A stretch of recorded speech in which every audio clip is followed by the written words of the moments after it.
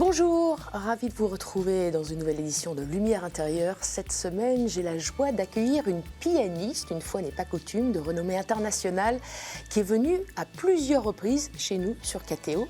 C'est bien la troisième fois que vous êtes parmi nous, Elisabeth Sombart. Oui. Bonjour. Bonjour Marie. Ravie de vous recevoir. Alors, c'est vrai que vous nous revenez des terres celtes et saxonnes. Vous étiez en Bretagne cet été, à l'occasion de plusieurs festivals, le festival de Belle-Île-en-Mer, le festival de Bangor. Vous étiez aussi, il n'y a pas si longtemps, à Londres pour enregistrer quatre concertos de Mozart avec la Philharmonique de Londres. Mais parlons tout d'abord un petit peu d'un autre compositeur, d'un autre pays, Beethoven. L'Allemagne, c'était en 2020 pour le 250e anniversaire de sa naissance. Et vous étiez dans un endroit particulier pour jouer un concerto particulier. Je vous propose de commencer par écouter cet extrait.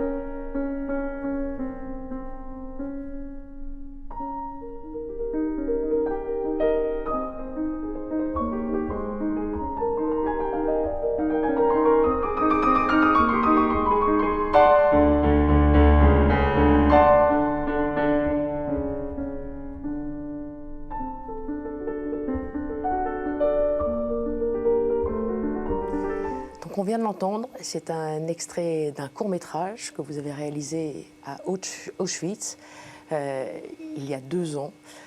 Auschwitz où Beethoven résonnait d'une façon très particulière puisqu'il faut le rappeler, il était interdit à l'époque de jouer du Beethoven, notamment par les Juifs, les enfants juifs. Il y avait des chorales d'enfants juifs dans ce camp d'Auschwitz. En fait, c'était très, très significatif et à la fois très parlant parce que la personne qui a fait ce témoignage, qui faisait partie de cette chorale d'enfants et qui est toujours vivant, qui est le seul rescapé, a témoigné que bien que Beethoven était interdit, dans les latrines, on leur faisait chanter l'Aude à la joie. Mais il ne savait pas à l'époque que c'était Beethoven. Et il a témoigné en disant que cette musique, quand il a su que c'était Beethoven, il a su aussi qu'elle a eu le pouvoir, en tout cas pour lui, de lui donner une sorte de courage, de force, quelque chose d'universel. Et j'ai souhaité dire à la fois à Beethoven qui aimait tellement cette Allemagne et qui aurait jamais pu imaginer une chose pareille, parce que finalement les lois nazies, déjà je pense en 1935, peut-être je fais une erreur d'une année, mais très tôt avaient interdit aux Juifs de jouer la musique de tous les compositeurs qui n'étaient pas juifs, donc il restait Mendelssohn, mais voilà. En 1933, Chopin aussi. Chopin a été interdit aussi par les nazis. Oui. Pourtant, il n'était pas juif, mais ils avaient compris qu'il y avait dans la musique de Chopin quelque chose de l'ordre de la révolutionnaire. Et ils ont interdit sa musique, Hitler aussi. Et donc, d'être là, c'était une manière aussi de rendre à Beethoven sa place, parce qu'il n'aurait jamais dû la perdre. En plus, c'est tombé dans l'année où on fêtait ses 250 ans et où toutes les manifestations ont été annulées. En raison du Covid. en raison du Covid. Donc je me suis dit, non seulement cet homme a été interdit de jouer, mais maintenant qu'on veut le fêter, tout s'arrête. Il y avait quelque chose de très, très poignant. Cet homme a Et été ça a réduit été au un grand silence. moment. A souvent été réduit au silence déjà. Oui, Il était sourd et puis encore une fois, oui, ce tout à fait. silence qui est retombé sur sa musique cette année-là. Oui. Tout à fait. Mais justement, ce qui est important d'entendre, c'est que c'est par son silence que le musicien qu'il est a fait naître ces sons de cet espace de silence intérieur, de cet espace de gratuité, de cet espace inviolable au fond, de liberté. Et quand on joue la musique de Beethoven, et j'ai vraiment fait ce chemin avec lui, puisque j'ai joué et enregistré ces 5 concertos, parce que c'est vraiment un chemin initiatique, du premier au dernier, puisque dans le dernier, il y a cette mort vraiment physique. Quand on joue, à la fin du mouvement lent, il reste juste une petite lumière que le corps de très loin laisse allumer. Mais le souffle, on va dans le grave comme ça, et tout s'arrête. Et puis on a une seconde pour vivre ce qui est vraiment quelque chose de l'ordre de la résurrection dans le dernier mouvement. Et donc ce que je voulais dire, c'est que on ne peut pas réduire Beethoven au silence. Et si on le réduit au silence, c'est un chemin pour entrer en notre silence, dans ce silence où on peut vraiment l'entendre et d'où lui a entendu cette musique qu'il a composée pour nous. Tout à l'heure, vous évoquiez cet enfant rescapé juif, c'est Otodov Kulka, Oui, qui vit toujours donc, Oui. à Jérusalem. On peut dire qu'il a été sauvé par Beethoven, d'une certaine façon. C'était le seul Ce qui rescapé est- sur oui. 280 enfants à l'époque, il me semble, oui. dans ce camp d'Auschwitz. Je me méfie toujours Oui. de dire que, comme on l'a entendu quelquefois, que Mozart peut guérir des cancers, que la musique a un pouvoir énorme dans l'âme. Et peut-être aussi dans le corps. Vous savez qu'il y a eu toutes ces études qui ont été faites sur l'accord à 432 plutôt que 440, qui scientifiquement prouvées maintenant travaillent sur les acides aminés du corps et donc font du bien plutôt à 432 qu'à 440. D'ailleurs, j'ai Là, appris vous parlez tout à des fait ondes, des vibrations. ondes Oui. de l'accord dans la musique classique, qui a été changé par les nazis d'ailleurs. Enfin, c'est ce qu'on dit. C'est eux qui ont monté l'accord à 440. Alors que semble-t-il, il était bénéfique. L'harmonie était à 432. Les vibrations de l'accord du La, dans l'orchestre, Oui. au piano, etc. Oui. Et alors, ce qui est sûr, c'est qu'il y a dans le son, déjà, qui est quelque chose... le son musical n'existe pas dans la nature. Le son musical est à vibration égale. Et le son contient en lui-même une confidence de Dieu. Parce que le son que vous entendez comme une seule chose, si je vous joue une note, contient une famille d'harmoniques. Et dans cette famille d'harmoniques, il y a l'accord parfait majeur. Enfin, il y a les 3 notes de l'accord parfait majeur. Ce qui veut dire que la joie est le message qui est contenu déjà dans le son, et que le mineur qui a été inventé par l'homme n'est pas dans la nature du son. Donc c'est très très beau vous avez dit la Trinité, d'aucuns pensent que le son fondamental, le Do, ce serait le Père, le Mi, le Fils et le Sol, le Saint-Esprit, qu'on retrouve dans justement cette famille du son, tout de suite, dans les premières harmoniques. Et on dit que l'homme a inventé le mineur, c'est-à-dire ce sentiment de tristesse, d'introversion, en fait comme une manière comme si en fait le mineur était un majeur en souffrance. C'est-à-dire que tout ce qui souffre en nous, tout ce qui veut retrouver La gamme des cette mineurs, joie vous voulez dire. ou cette... mais qui a été cassée par cette brisure de symétrie qu'est la chute, eh bien, le son nous rappelle que, oui, il y a le mineur, la deuxième note, le fils qui est sur la croix, mais juste à côté, et juste là, c'est la confidence de Dieu dans le son, c'est que la nature du son et la nature de l'homme est majeure, et joie et résurrection. Mais l'humain se cache dans le mineur. Euh, Il y a une dualité quand même entre le majeur et le mineur. Oui, il ne se cache pas, mais il utilise ces deux modes sur lesquels est basée toute notre musique classique pour essayer de retrouver ce paradis perdu, pour essayer de retrouver cette unité qui a été brisée. Et c'est en opposant les deux. D'ailleurs, c'est pas pour rien que Jean-Sébastien Bach, qui est quand même le père de la musique classique, on peut le dire, même si c'est un peu un cliché, mais c'est quand même une réalité. Et de toutes les autres musiques aussi. Du jazz, Ça, je connais pas.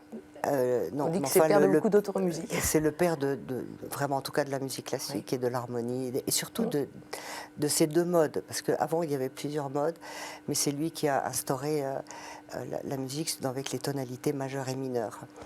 Mais chaque fois qu'il a écrit en mineur, il a toujours terminé le dernier accord en majeur, ce qu'on appelle la tierce picard. Mais ça, c'est vraiment lui, c'est-à-dire qu'il savait ça. Et il savait que de toute façon, quoi qu'on ait pu dire et évoluer dans une œuvre, dans sa complexité harmonique qui représente notre complexité intérieure, parce que la musique n'est que le reflet, comme la forme de la musique. Il n'y a pas de forme de variation si nous-mêmes nous n'étions pas un thème et des variations. Donc les formes de la musique ont évolué en fonction aussi de notre évolution, à la fois psychologique et spirituelle. Et donc il terminait toujours ses œuvres mineures avec un accord majeur. Un hymne à la joie. Tellement. Oui, bien sûr, oui, tout à fait. Mais c'est cette joie... c'est cette joie sans contraire. C'est cette joie qui est paix, et paix aussi qui n'est pas le contraire de la guerre, paix qui est cette joie qui est un miroir de cet absolu qu'on pressent en nous et qu'on peut vivre. Et ce petit garçon dans le camp à Auschwitz, c'est ça qu'il a senti, c'est qu'il y a en nous quelque chose de plus grand que nous, qui peut nous faire dépasser les contraintes matérielles, les contraintes peut-être physiques et limitantes. En tout cas, lui, il avait en lui et ça l'a sauvé. Quand oui, même. En tout cas, il en garde ce souvenir. Dans oui. son histoire à lui, c'est extrêmement important. Vous citiez Bach, j'ai entendu dans la précédente interview ici que c'était votre compositeur favori, préféré. Il y en a tellement d'autres que vous jouez. Je ne pense pas que j'ai dit ça, parce que, mais vous savez, vous savez, quand on travaille là, en ce moment, je suis en train de préparer l'intégrale des concertos de Mozart, donc voilà, à Londres, après avoir fait les Beethoven. Mais quand j'étais dans Beethoven, c'était mon compositeur préféré. Maintenant que je suis dans Mozart, c'est mon compositeur. Quand j'ai fait Chopin, oui, on rentre dans le psychisme vraiment du compositeur et on devient un avec lui, pratiquement. Oui, vous savez, je voulais vous dire par rapport à ce qu'on a dit tout à l'heure, c'est qu'il y a eu beaucoup de polémiques sur le fait de ne pas aller jouer à Auschwitz, de ne pas interférer d'aucune manière dans ce silence. Mais vous savez,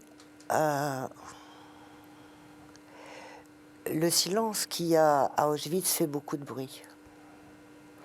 Et j'ai été profondément bouleversée d'entendre le bruit du silence là-bas.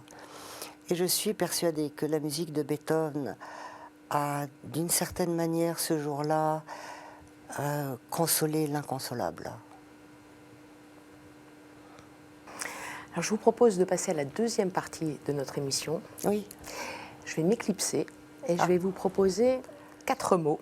À vous de nous les éclairer, nous les commenter. Vous allez voir que le premier mot résonne avec ce que vous venez de dire. D'accord.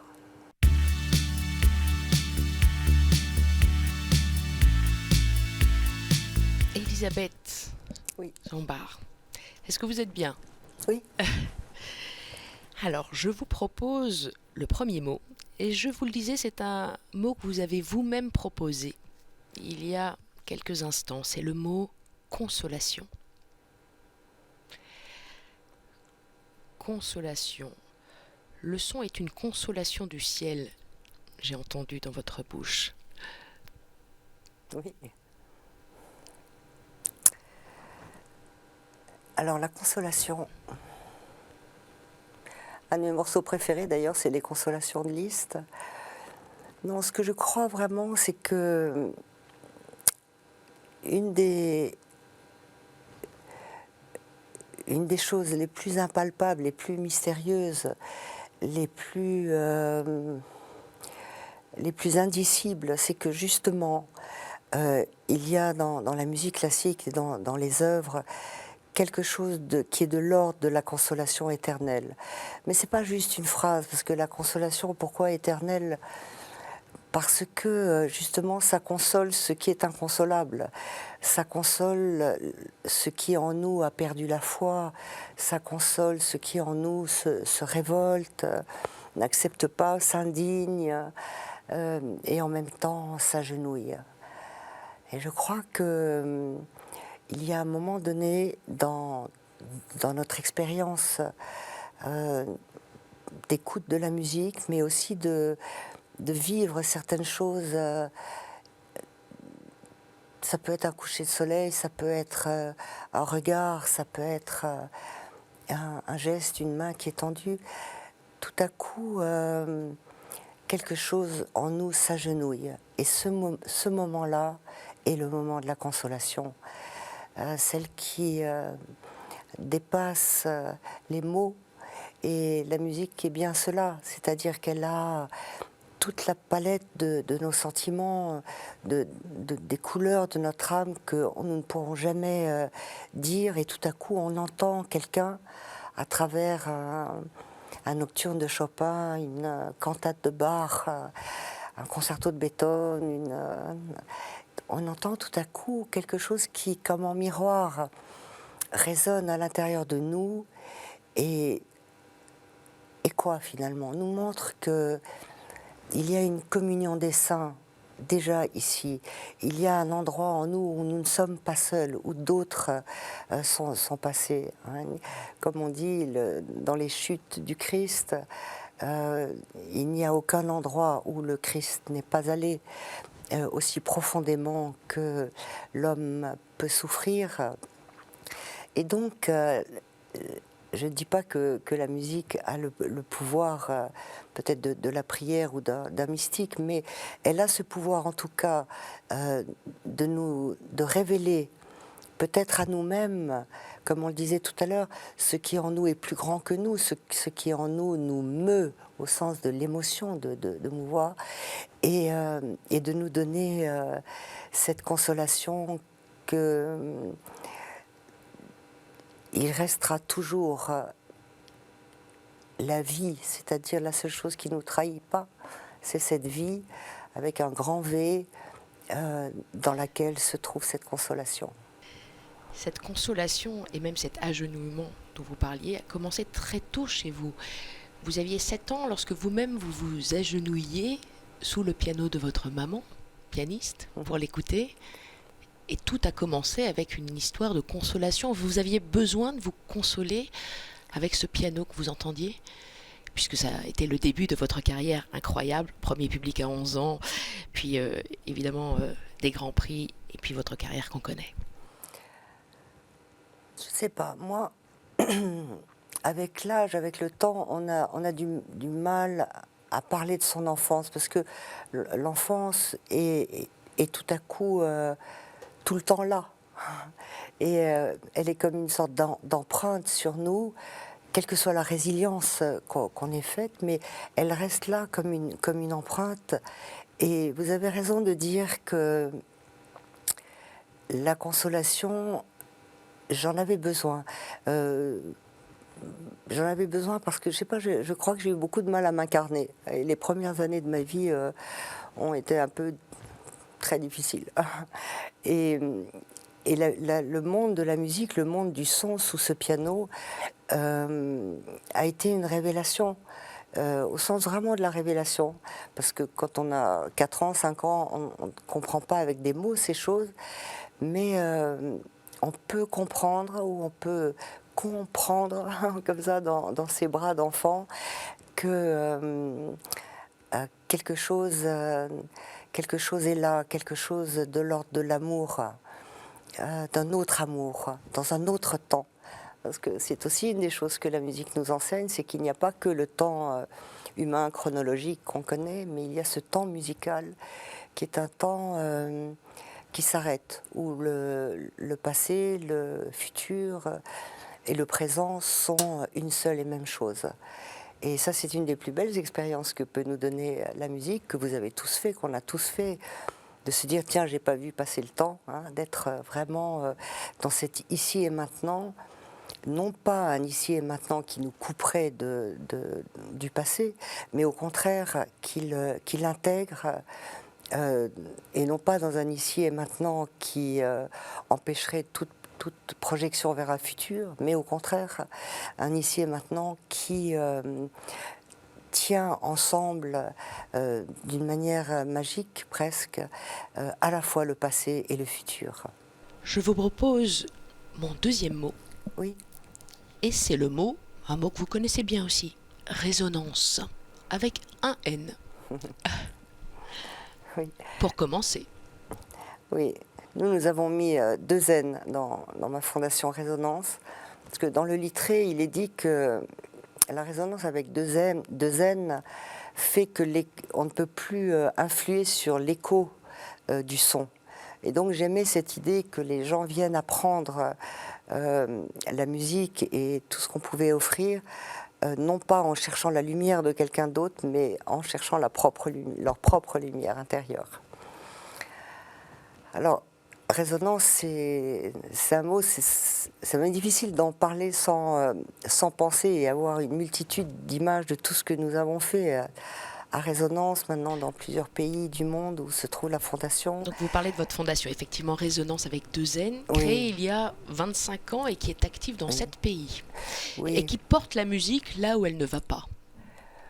Oui, une des missions de la fondation, c'est les écoles qui sont gratuites, sans examen, sans limite d'âge, et où on enseigne justement la pédagogie résonance, qui est l'enseignement de la phénoménologie de la musique. Ça paraît un peu comme ça compliqué, mais la phénoménologie de la musique, du son et du geste, ça nous vient de Chilibida, qui pour le son, et qui a été mon maître, et ça nous vient de Hilde Langerhüll, qui était ma professeure à Vienne, et qui est la première qui m'a enseigné qu'on ne jouait pas du piano avec les doigts, mais avec le souffle et avec le diaphragme. Et donc ça, c'est une des premières choses de la fondation, c'est les écoles et cet apprentissage de comment faire que les sons deviennent musique au fond. Quelles sont les règles, quelles sont les lois qui régissent tout cela. Ça passe par la respiration, notamment. Voilà, hein, le souffle. Le souffle, la vie.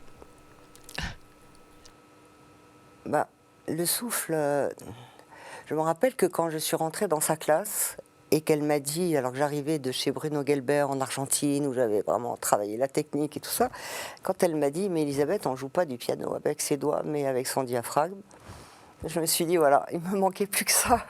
Donc j'ai passé à peu près 3 mois couchée par terre dans sa salle, à essayer de comprendre ce qui se passe à l'intérieur et à découvrir que, en effet, comme vous le dites, c'est une question de vie ou de mort. C'est-à-dire que tant qu'on n'est pas capable de respirer et de rendre ce qu'on a reçu, alors on a beaucoup de mal à vivre. Et donc moi, je ne respirais pas. J'avais 23 ans et je n'avais donc pas respiré jusqu'à l'âge de 23 ans, en tout cas d'une manière consciente. Et là aussi, on comprend qu'il y a en nous quelqu'un qui fait les choses à notre place, même si on n'en est pas conscient. Mais que le jour où on peut tout simplement en prendre conscience, l'utiliser et donc rendre grâce, alors la vie respire autrement et la musique aussi. Puis la deuxième chose de la fondation, c'est justement de porter la musique dans les lieux où elle ne va pas. Je pense qu'il y a une urgence vraiment à faire connaître cette musique classique. On est devenus des dinosaures, on représente notre PDG de ma maison de disques, BMG, enfin, voilà, disait que les artistes classiques ont représenté 0,01% du marché mondial, c'est-à-dire qu'on n'existe plus, quoi, en gros. Puis maintenant, avec le wokisme, avec tout ça, il y a une volonté très très dangereuse pour la musique classique, heureusement qu'on a les Chinois. Il y a, paraît-il, 60 millions de Chinois qui jouent du piano, qui aiment notre musique, qui la jouent. Parce que vraiment, ici, c'est assez grave ce qui se passe. Mais j'ai pressenti ça depuis très très longtemps. Et je me disais que un des plus grands mensonges institutionnalisés, ça avait été de dire que la musique classique appartient aux gens riches et cultivés. Et mon expérience intérieure était de transmettre que cette musique appartient à tous, quel que soit son niveau de culture, de richesse, sociale. Moi, j'ai joué dans des endroits où les gens n'avaient même jamais vu un piano. Mais je n'ai jamais vu personne avoir besoin d'explications quand ils entendaient l'Ave Maria de Schubert ou quand ils entendaient un nocturne de Chopin ou quand je jouais une sonate de Beethoven même. C'était l'émotion, ce qui fait que l'humanité est une, se vit dans le cœur. Et cette musique touche le cœur, mieux que toute autre chose. Et donc, un jour, j'ai rencontré, je me rappelle, il n'y a pas longtemps d'ailleurs, un chauffeur de taxi à Paris. Et il écoutait de la musique classique. Alors ça m'a fait plaisir. Je lui ai dit, vous aimez la musique classique? Oui, il dit beaucoup. Il me dit, surtout, j'aime Schubert. Ah, je lui ai dit, je vous comprends. Pour moi, Schubert, de tous les compositeurs, celui qui monte le plus haut, quand il monte dans le ciel, c'est lui. Vraiment, il y a une espèce de magie, quelque chose qui touche des sphères très très subtiles chez Schubert. Et je lui dis, est-ce que vous aimez la symphonie inachevée? Il me dit, mais je ne la connais pas. Oh, non, je lui dis, c'est pas possible, il faut absolument. Après, j'étais comme ça déjà quand j'étais petite, il fallait toujours que je partage immédiatement. Je l'ai emmené à la FNAC, je lui ai acheté moi-même le disque, et je lui ai dit, et je jubilais intérieurement à l'idée que cet homme allait écouter pour la première fois cette symphonie. Donc je crois vraiment que si les jeunes, si les gens savaient combien cette musique est belle, combien elle est importante pour eux, combien ce patrimoine unique dans l'histoire de l'humanité est en train de disparaître.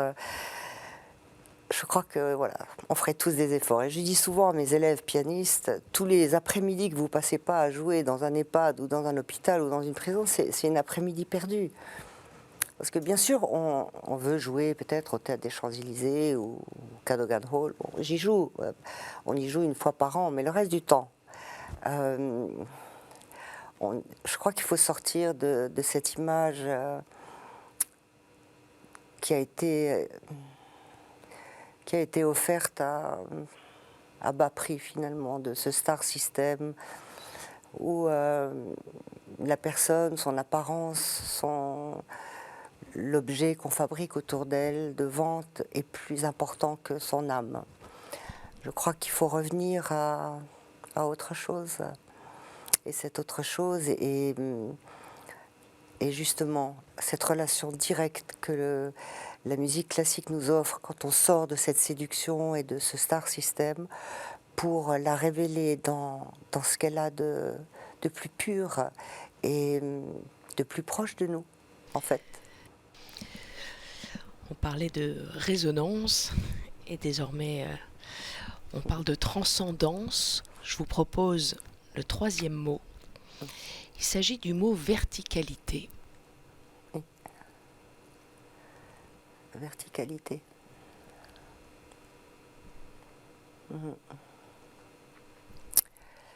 La verticalité, pour nous, je parle des musiciens et surtout des pianistes, c'est quelque chose qui est impensable sans l'horizontalité. C'est-à-dire que cette croix est le point dans lequel on se situe. Quand on est assis au piano, on est, nous, vertical par rapport à notre instrument, notre clavier qui est horizontal. Les partitions sont écrites de manière verticale sur des portées horizontales. La vie et la verticalité nous enseignent qu'elle n'est possible que dans l'incarnation de l'horizontalité.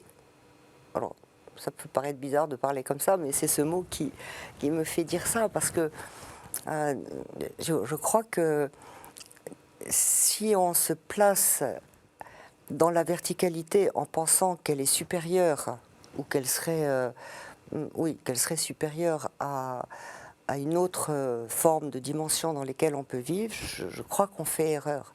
La verticalité est la conséquence d'une horizontalité bien vécue. C'est-à-dire que si vous êtes dans... Si votre geste est donné, si votre geste est, comme on le disait tout à l'heure, habité, alors il peut devenir épiphanique. Parce qu'il n'est plus là que pour parler de vous. Il est là pour parler d'autre chose que vous aussi. Et donc, à ce moment-là, la connexion avec la verticalité se fait. Le geste, quand il est débarrassé de la peur, et la peur se situe dans l'horizontalité, une fois qu'on a débarrassé tous ces gestes de la peur d'échouer, la peur, parce que vous savez, c'est fascinant de savoir quand même que l'apprentissage du piano nous révèle toutes ces choses. Si on est raide, si on ne trouve pas la fluidité, si on a des tendinites, tout ça sont le signe de peurs qui se disent à travers nous et qu'il faut accueillir comme un cadeau parce qu'elles nous disent quelque chose de nos peurs et les peurs sont des choses que nous pouvons transcender grâce à l'apprentissage de la musique. Vraiment, je le crois. Dans le souffle, dans la phénoménologie du geste, dans la connaissance de son corps et dans cette grâce qui nous est donnée à partir du moment où l'on fait ce pas de la verticalité, c'est-à-dire le pas de la foi. Hein, là, je ne sais plus qui disait que la peur, c'était la foi inversée. Alors voilà, finalement, le travail de toute une vie, c'est de faire en sorte que la peur voilà, se transforme, comme vous disiez, se transcende. C'est difficile de parler de ça parce que quand on a très très peur et qu'on a des raisons d'avoir très très peur, tous ces mots ne servent à rien et même la musique ne sert à rien. Quand on est très angoissé, qu'on n'a rien à manger, qu'on est dans la misère, il y a rien ne peut vous aider. Et pourtant, les témoignages sont que un sourire tout à coup peut éclairer, ne serait-ce qu'une nanoseconde, ce sourire qui est le signe de la verticalité, puisque il est ce qui fait rayonner en nous et à travers nous et pour quelqu'un. Il va à l'encontre de la gravité, oui. Dans tous les sens du terme. Oui, absolument, j'allais le dire. Donc c'est vraiment ainsi, même dans la situation la plus désespérée. Il y a, comme on le disait tout à l'heure, à la fin du mouvement lent du 5e de Beethoven, très très loin comme ça, cette lumière, elle est toujours là. Il y a toujours la vie. Il y a toujours une lumière, même si on ne la voit plus, ou si elle est très très loin, elle est toujours là, il faut s'y raccrocher, parce qu'à ce moment-là, on peut avoir un cadeau de la grâce. Je l'ai vécu, pour ça je témoigne de ça. La verticalité de la croix, vous le disiez. Chemin de croix d'ailleurs, c'était le titre de l'un de vos albums, de vos recueils. Pourquoi oui, Chemin de croix? J'ai eu la chance de faire avec le père Nicolas Butet tout ce parcours et j'avais choisi des œuvres qui me paraissaient illustrer l'émotion de chacune de ces stations. Donc quand le Christ rencontre Simon, d'ailleurs j'ai mis la consolation de Lys à ce moment-là, toutes ces stations, ou la révolutionnaire de Chopin, quand il est mis à mort. Enfin bon, c'est tout un parcours comme ça avec des œuvres que j'ai choisies et les textes que dit Nicolas. Et puis donc il dit tout ce qu'il y a à dire sur, par exemple, la condamnation à mort. Et là, à mort, et là je commence la révolutionnaire. Et c'est vraiment un concert incroyable parce que quand je rejoue ces mêmes œuvres dans un concert normal, je ne les joue pas pareil que quand je dois les jouer dans cette énergie de ce chemin de croix. On a fait aussi les béatitudes comme ça, mais là c'est le contraire. C'est lui qui m'a expliqué ce que voulait dire chaque béatitude pour que je puisse trouver l'œuvre la plus adaptée. Je ne sais pas, par exemple, bienheureux les pauvres en esprit. nous aimer. Comment? Et petit à petit, en écoutant ce qu'il avait à dire, j'ai choisi l'oiseau prophète, parce que voilà, tout à coup, l'oiseau peut chanter en nous quand on est pauvre de tout ce qui en nous veut se dire, à la place de simplement cet oiseau qui doit voler, qui doit être ce qu'il est, tout simplement. Très jolie, cette image de l'oiseau. On va peut-être en reparler pour ce 4e mot. Ouais. Peut-être. 4e mot, c'est alliance. L'alliance. Alliance. Alliance.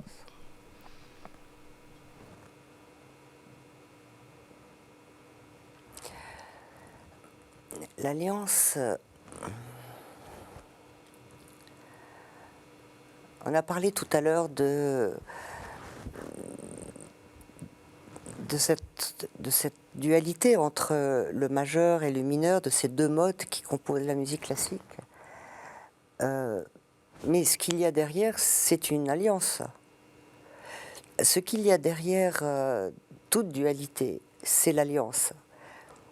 Quand on est très jeune, on ne le sait pas, on pense qu'ils sont séparés.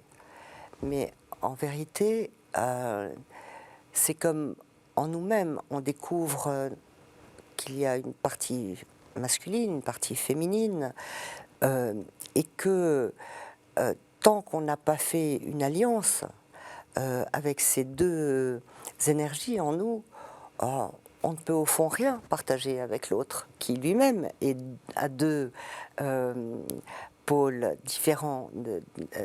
Et si cette alliance n'est pas faite, alors on va remplir des vides. Hein, on va cacher l'un au profit de l'autre. On va, oui, remplir des vides.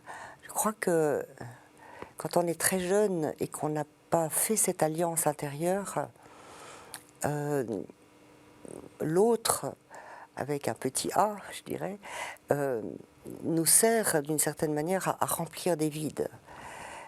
Et on est tous des voleurs les uns des autres, parce que, au fond, personne ne peut remplir ce vide. Personne. Et donc, il y a toujours une déception et toujours une rupture, finalement. Alors que si l'alliance permet une plénitude, et donc partager une plénitude, c'est autre chose que de remplir un vide. L'alliance, c'est aussi cet anneau qui est mystique, d'une certaine manière. Moi, je ne sais pas comment vous dire, mais il y a dans l'alliance, dans ce mot-là que vous me mettez, à la fois quelque chose qui enserre et qui libère. Parce que quand l'alliance est vécue comme une plénitude, comme nous disions avant, alors elle est non pas quelque chose qu'on doit faire, quelque chose auquel on doit arriver. Elle est la conséquence de quelque chose. L'alliance, c'est pas quelque chose qui existe en soi. C'est pas un mot qui existe en soi.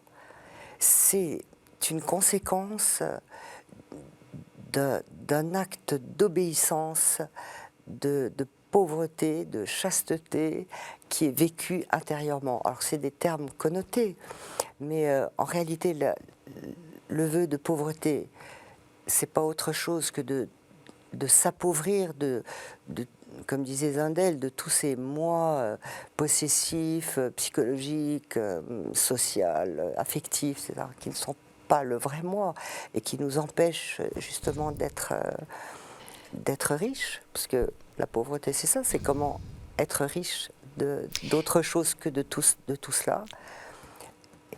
L'obéissance aussi, parce que si on comprend cette loi qui est, comme dans le son, celle qui nous régit, c'est-à-dire qu'on n'est pas qu'une seule chose, on est une multitude de choses avec lesquelles il faut entrer en contact et créer une harmonie qui permettra l'alliance. Ces vœux dont vous parlez, ces vœux d'obéissance, de pauvreté, même de chasteté, vous les connaissez particulièrement ? Non, mais tous les musiciens les connaissent. Parce que nous, on a l'habitude de savoir qu'il faut s'appauvrir de nous-mêmes. Parce que ou vous utilisez la musique pour dire qui vous êtes, c'est un des pas peut-être, où vous comprenez que la musique est là pour transcender ce que nous sommes. Je pense à votre propre alliance, votre mariage. Mariage, c'est alliance. Oui, mais c'est Une alliance anecdotique. consacrée. C'est anecdotique dans le sens où c'est comme la chasteté. La chasteté, c'est quoi? La chasteté, c'est, en tout cas du point de vue de l'hermétisme chrétien, la chasteté, c'est de ne pas être séparé. C'est-à-dire que mon corps fasse une chose et ma tête en pense une autre. Mais pendant des années, quand on est jeune, on se dit, mais qu'est-ce que je suis en train de faire là? On a tous vécu ça, cette espèce de distorsion intérieure, toujours, hein, cette dualité qui n'est pas entrée dans une alliance de l'unité. Hein. Et c'est pas non plus quelque chose qui se décide, ça. C'est pas, ah bah tiens, je vais devenir, ou je vais faire ces 3 vœux, ou je vais être dans la gratuité. Ou...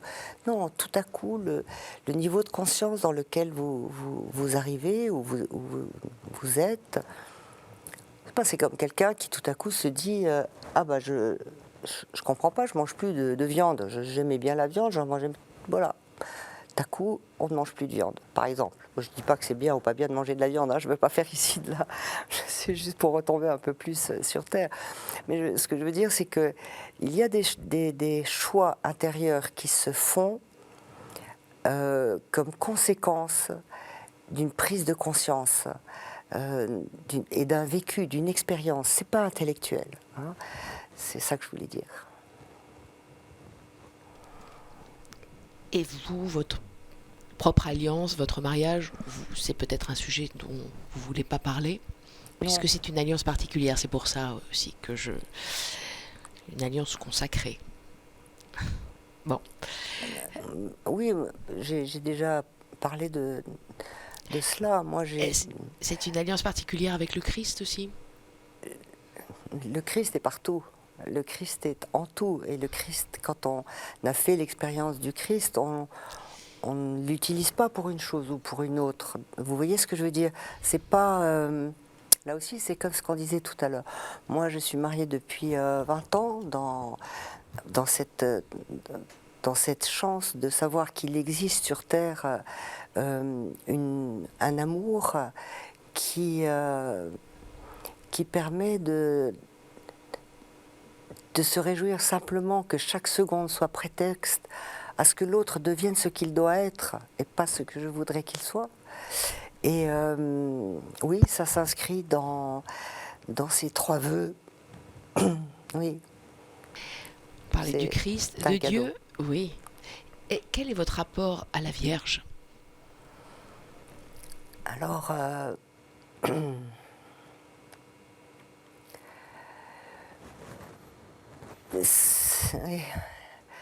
je n'ai pas de rapport avec la Vierge. Je la vis, je la joue, je la prie, mais à travers la musique.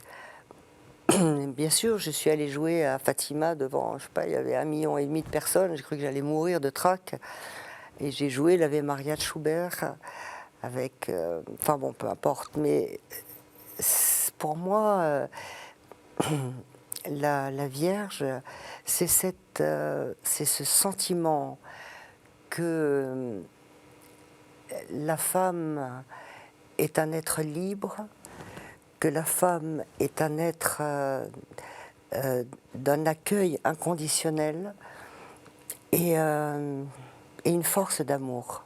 Oui, vraiment une force d'amour et de consolation. On va revenir au premier mot.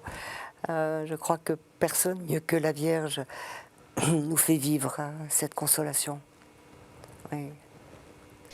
Merci beaucoup, Elisabeth Sombart. Je reviens auprès de vous pour la dernière partie, la conclusion. Ah oui. À tout de suite. D'accord.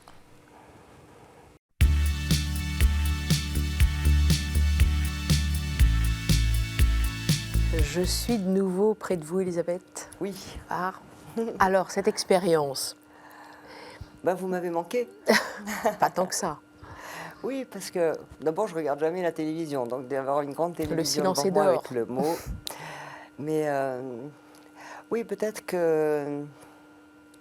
Mais bon, non, je ne vais pas dire. Ce que je pense vraiment, c'est que rien ne remplace la relation. comme ça, de vous voir, de sentir vos vibrations, d'y répondre, d'être dans votre Vous les regard. entendiez pas par la voix, par l'écoute? C'est pas la même chose. C'est comme la musique, rien ne remplacera, aucun disque, même le plus merveilleux, ne remplacera un vrai concert. Voilà.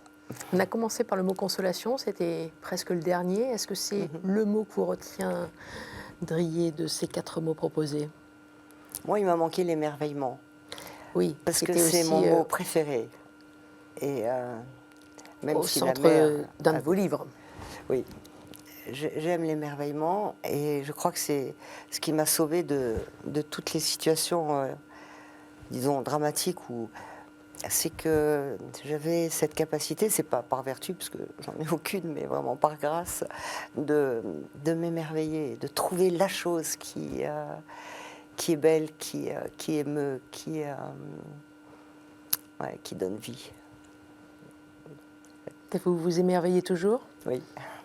Qu'est-ce qui vous émerveille le plus? Tous les jours, il y a un moment d'émerveillement? Toute la journée. Ah oui, toute la journée. Oui, oui, tout le temps, vraiment. Même si tout est difficile en ce moment, tout est lourd, tout est. Alors on peut voir ça, bien sûr, et c'est vrai, et il faut s'en inquiéter sans doute, toutes les manipulations, tout ça. Mais il y a tout à coup une personne qui se réveille, qui va vous dire la phrase où vous dites ça y est, elle a compris. Alors ça peut me faire pleurer de joie, ça c'est de l'émerveillement. Ou un élève qui tout à coup va mettre 2 sons comme il faut, créer l'unité. Ah, c'est de l'émerveillement. Quelqu'un qui vous tend la main. Tout ça. Et le silence? Ouais. C'est pas de l'émerveillement, mais Si. Le une silence, forme il est d'émerveillement dans le silence aussi. le lieu à partir duquel la capacité d'émerveillement peut exister. Parce que tant qu'on a peur de son silence ou qu'on pense que le silence, c'est la mort, et que donc il faut faire plus de bruit que à la fois le bruit qu'on a à l'intérieur ou le silence qui nous fait peur, alors c'est très très difficile de s'émerveiller.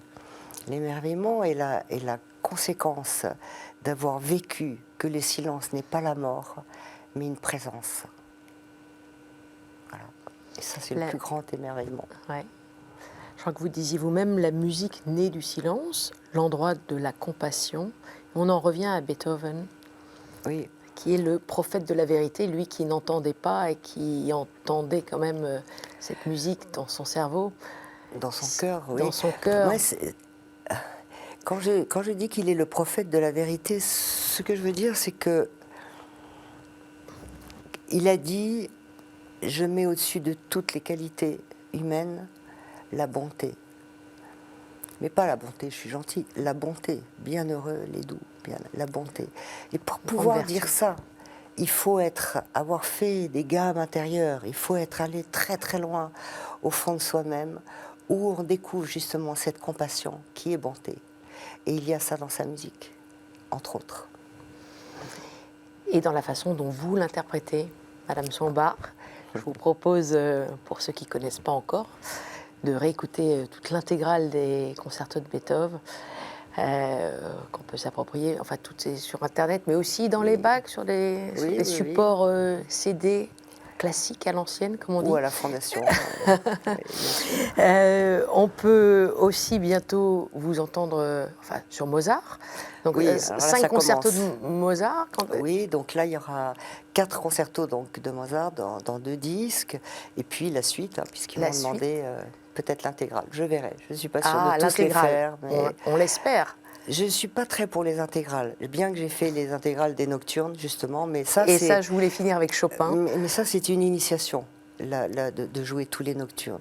En revanche, les concertos de Mozart, je crois qu'il faut les jouer parce qu'on les aime vraiment. Et je ne suis pas sûre qu'il y en a 27, je ne suis pas sûre de les aimer tous et le faire pour faire une intégrale. Non, ça, je pas. Mais j'en ferai sans doute une dizaine. C'est honnête. Et Chopin, vous les aimez tous? Chopin, oui. Chopin, oui. Qui ne peut pas aimer Chopin? Je rappelle que vous êtes nommé aux Grammy Awards pour l'intégrale des Nocturnes de Chopin, avec un résultat attendu en 2023. On espère que ce sera vous. Voilà. Chopin, c'est quand même aussi merveilleux. Enfin, tout est merveilleux entre vos doigts. L'émerveillement. Merveilleux, exactement. Vous aviez raison, une erreur. Émerveillement. Le 5e mot, celui qu'on a oublié de mettre, mais qui est dans tous les cœurs. Merci Oui. infiniment, Madame Merci, Sombar. Marie. Merci à vous de nous avoir suivis. Vous pouvez retrouver bien sûr l'intégrale de cette émission sur internet, ktltv.com. Très bonne soirée.